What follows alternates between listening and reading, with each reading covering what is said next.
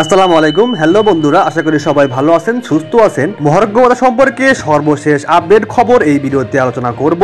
সর্বোচ্চ এবং সর্বনিম্ন কত টাকা বেতন বাড়ালো সরকারি চাকরিজীবীদের সেই বিষয়ে বিস্তারিত আলোচনা করব। তো ভিডিওটি শুরু করার আগে যারা চ্যানেলটি এখনো সাবস্ক্রাইব করেন নাই তারা দ্রুত চ্যানেলটি সাবস্ক্রাইব করে রাখবেন। সকল রকম আপডেট তথ্য আমার চ্যানেলটিতে পেয়ে যাবেন। তো চলুন কথা না বলে সরাসরি আমরা মূল বিষয়ে কথা বলি। তো আপনারা কিন্তু স্ক্রিনে দেখতেই পাচ্ছেন, এমটি নিউজ পত্রিকায় প্রকাশিত হয়েছে সর্বোচ্চ এবং সর্বনিম্ন কত টাকা বেতন বাড়ালো সরকারি চাকরিজীবীদের। তো চলুন এই বিষয়ে বিস্তারিত দেখা যাক। সরকারি চাকরিজীবীদের জন্য এবারই প্রথম গ্রেড অনুযায়ী মহার্ঘ ভাতা নির্ধারণ করা হয়েছে। পেছনের গ্রেডের কর্মচারীরা তুলনামূলক বেশি হারে এ ভাতা পাবেন, আর সামনের গ্রেডের কর্মকর্তারা পাবেন কম হারে। অর্থ মন্ত্রণালয়ের প্রস্তাব অনুযায়ী 1 থেকে 3য় গ্রেড মূল বেতনের 10% পাবেন, এবং 4 থেকে 10ম গ্রেড পাবেন মূল বেতনের 20%, এবং 11 থেকে 20তম গ্রেডের মূল বেতনের পাবে 25%। সর্বনিম্ন বেতন বৃদ্ধি হবে 4000 টাকা এবং সর্বোচ্চ বেতন বৃদ্ধি হবে 7800 টাকা। কোনো চাকরিজীবীর 4000 টাকার কম মহার্ঘ ভাতা পাবেন না।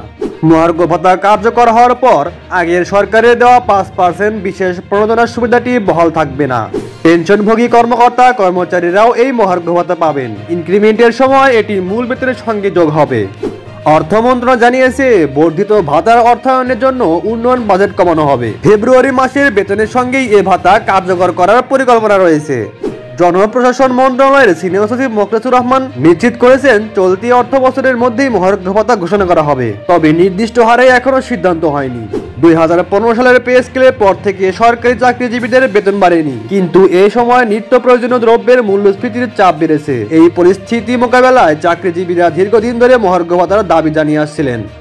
মহার্ঘ ভাতা নির্ধারণে গঠিত কমিটি জাতীয় বেতন স্কেল 2015 এর আওতায় মহার্ঘ ভাতার প্রযোজ্যতা ও প্রাপ্যতার বিষয়ে পর্যালোচনা করে সুপারিশ করেছে। তো বন্ধুরা, আপনারা কিন্তু দেখতে পেলেন, এমটি নিউজে প্রকাশ করা হয়েছে সর্বনিম্ন মহার্ঘ ভাতা প্রথম থেকে 3য় গ্রেডের মূল বেতনের 10% এবং 4র্থ থেকে 10ম গ্রেডের মূল বেতনের 20% এবং 11 থেকে 20তম গ্রেডের মূল বেতনের 25% বৃদ্ধি করার পরিকল্পনা করেছে অন্তর্বর্তী সরকার। কিন্তু আগের সরকারের দেওয়া 5% বিশেষ প্রণোদনা সুবিধাটি আর থাকবে না। এখন থেকে পেনশনভোগীরাও ইনক্রিমেন্টের সময় মূল বেতনের সঙ্গে মহার্ঘ ভাতা পাবেন। তো বন্ধুরা, আজকের ভিডিওটি এখানে শেষ করছি। পরবর্তী আপডেট ভিডিও পেতে অবশ্যই চ্যানেলটি সাবস্ক্রাইব করবেন। দেখা হচ্ছে পরবর্তী ভিডিওতে। ততক্ষণ ভালো থাকবেন, সুস্থ থাকবেন। আসসালামু আলাইকুম।